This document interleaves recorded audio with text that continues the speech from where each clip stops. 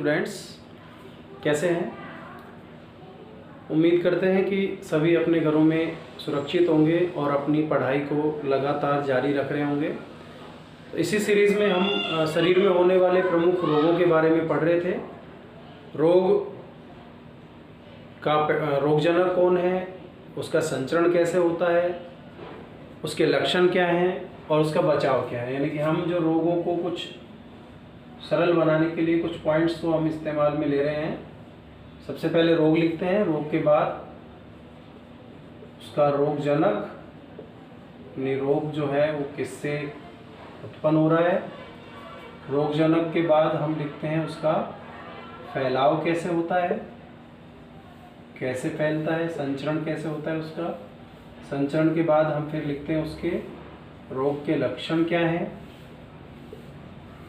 और लक्षणों का पता लगने पर हम फिर लिखते हैं उसके बचाव व उपचार।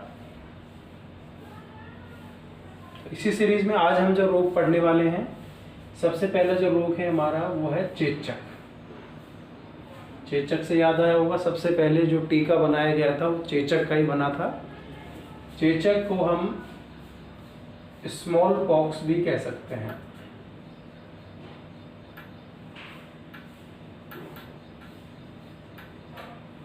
चेचक जो है उसको शीतला के नाम से भी जानते हैं और इसको मसूरी का भी बोलते हैं, मसूरी का। ठीक है, तो चेचक के कितने नाम हो गए? चेचक, स्मॉल पॉक्स, मसूरी का और शीतला। चेचक जो है इसका जो रोगजनक है वो होता है variola pox virus. Variola pox virus इसका रोगजनक है।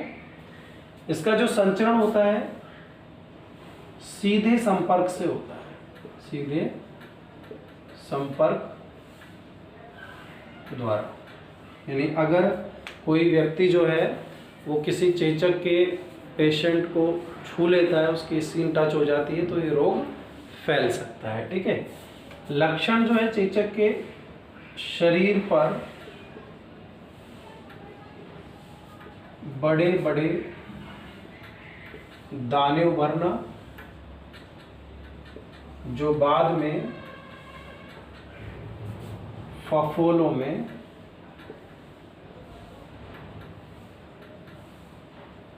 बदल जाते हैं। ठीक है, इसके अलावा तेज बुखार, बदन दर्द, ये भी इसके लक्षण हैं।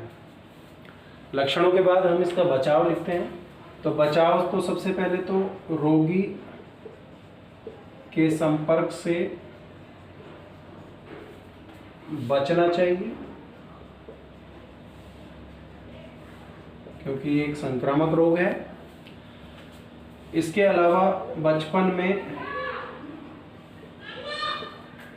चेचक के टीके लगवाने चाहिए। वैसे ये जो चेचक जो है ये इसका उन्मूलन हो चुका है, अब ये रोग जो है समाप्त हो चुका है, तो इसके टीकों की वैसे आवश्यकता नहीं है, लेकिन फिर भी इसके जो टीके हैं वो लगते हैं। बचपन में चेचक के टीके लगते हैं। इसके अलावा इसमें अपन क्या देख रहे हैं कि जो रोगी है वो पौष्टिक भोजन देना चाहिए। यानी वो पौष्टिक भोजन मिलेगा, उसको थोड़ा आराम दिया जाए। इसके अलावा पेनिसिलिन व सल्फर औषधियों का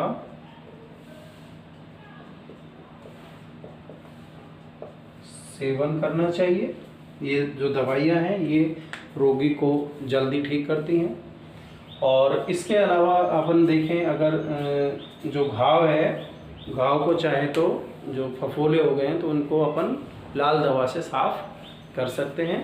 इसके अलावा इस तरह की बीमारी में किसी भी तरह के कोई आडंबर की आवश्यकता नहीं है, क्योंकि ये एक जो रोग है जो वायरस से हो रहा है। दोबारा देखते हैं, चेचक, स्मॉल पॉक्स, शीतला या मसूरी का इसके उपनाम है। रोगजनक वेरियोला पॉक्स वायरस से सीधे संपर्क से ये फैलता है। शरीर पर बड़े बड़े दाने उभरते हैं जो बाद में फफोलों में बदल जाते हैं, ठीक है। और तेज बुखार, बदन दर्द इसमें होता है। इसको ये जो रोग, इसको शीतला इसलिए कहा गया है क्योंकि इसका जो संबंध है प्राचीन काल में, वो इसको माता के नाम से बुलाते थे, भाई माता निकल आई, तो इस तरह से इसका नाम जो है ये इस तरह का पड़ा। लेकिन इसमें हमें घबराने की आवश्यकता नहीं है, ये बीमारी अपने आप ही ठीक हो सकती है। बस रोगी को आराम दिया जाए, उसको पौष्टिक भोजन दिया जाए। चेचक का टीका बचपन में लगा है तो ये बिल्कुल नहीं होगा, उसके संपर्क से बचा जाए, ठीक है। इसके अलावा हम देख सकते हैं कि अगर दर्द हो रहा है फफोलों में तो अपन पेनिसिलिन या सल्फर औषधियों का सेवन कर सकते हैं। फफोले अगर फूट गए हैं तो उनको एंटीसेप्टिक क्रीम उस पर लगा सकते हैं। तो इस तरह से हम इस रोग से बच भी सकते हैं और इससे हम उपचार भी इसका हम कर सकते हैं। तो ये हो गया जो रोग है चेचक, ठीक है। अभी अपन आगे एक रोग और पढ़ेंगे बाद में, वहाँ पर जो छोटी माता है तो वहाँ ये कन्फ्यूजन हो जाता है कि स्मॉल पॉक्स जो है उसका नाम, जबकि उसका जो नाम है वो चिकन पॉक्स है, वो हम आगे पढ़ेंगे। तो ये अपना हो गया चेचक, ठीक है। तो दोबारा देखते हैं, चेचक का दूसरा नाम स्मॉल पॉक्स, शीतला या मसूरी का। इसका रोगजनक कौन है? Variola pox virus. कैसे फैलता है? सीधे संपर्क द्वारा। शरीर पर बड़े बड़े दाने उभरना जो बाद में फफोलों में बदल जाते हैं। तेज बुखार, बदन दर्द। रोगी के संपर्क से बचना चाहिए। बचपन में चेचक के टीके लगवाने चाहिए। रोगी को पौष्टिक भोजन देना चाहिए। पेनिसिलिन व सल्फर औषधियों का सेवन करना चाहिए, ठीक है। अगला जो रोग है वो है मम्प्स। और देखो, मम्प्स को वैसे तो कहा जाता है कर्णफेर। क्या कहा जाता है? कर्णफेर। लेकिन हमने इसका जो नाम है वो बदल दिया और हम इसको कहने लग गए कर्णफेड, ठीक है। जबकि इसका शुद्ध नाम क्या होता है? कर्णफेर, लेकिन क्या कर दिया इसको? कर्णफेड। तो यहाँ पर देखते हैं, कई बार यहाँ पर सूजन आ जाती है और वो जो सूजन है वो क्या है? कर्णफेड है, ठीक है। तो कर्णफेड को वास्तविक नाम क्या है? कर्णफेर, ठीक है। तो ये गले के ऊपर यहाँ पर सूजन आ जाती है, इसको गलसुआ भी बोलते हैं। क्या बोलते हैं? गलसुआ, ठीक है। तो गलसुआ भी इसका नाम है, कर्णफेर इसका नाम है, कर्णफेड भी बोल देते हैं इसको। तो ये इस तरह से लिख सकते हैं, कर्णफेड। इसका जो रोगजनक है वो है मम्प्स वायरस। मम्प्स वायरस, ठीक है। इसका जो ये होता क्या है? एक पैरोटिड नामक, पैरोटिड जो कि एक लार ग्रंथि है, पैरोटिड लार ग्रंथि में सूजन द्वारा, लार ग्रंथि में सूजन आ जाती है, ठीक है। तो लार ग्रंथि में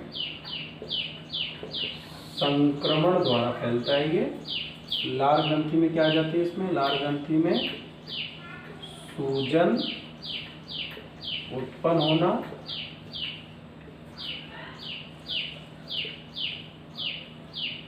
कान व गले में दर्द उत्पन्न होना और तेज बुखार आना, ठीक है। तो यहाँ दर्द उत्पन्न हो सकता है कानों के नीचे और यहाँ गले में, यहाँ पर दर्द उत्पन्न हो सकता है। इसके अलावा अब इसका जो बचाव देखें तो बचाव तो यही है कि सबसे पहले तो ये बचपन में MMR, मीजल्स, मम्प्स, रूबेला, पूरा नाम होता है MMR, के टीके लगवाने चाहिए, ठीक है। यानी MMR के टीके लगवाने चाहिए। दूसरा रोगी को पौष्टिक भोजन व आराम देना चाहिए। यानी ये जो रोग है ये अपने आप ही सही हो जाएगा, लेकिन फिर भी कुछ लोग क्या करते हैं, जो यहाँ पीली मिट्टी लगवाते हैं, तो इस तरह से वो झाड़ा वाड़ा भी लगवाते हैं, तो उससे ये ठीक होता है। बाकी ये सिर्फ एक आडंबर है, एक अंधविश्वास है, इससे रोग ठीक नहीं होता है। ये रोग 5-7 दिन में अपने आप ठीक हो जाता है, इसलिए इसमें घबराने की आवश्यकता नहीं है बिल्कुल भी। टीके नहीं भी लगे हैं तो पौष्टिक भोजन दें और आराम दें, और दर्द निवारक दवाओं जैसे एस्प्रिन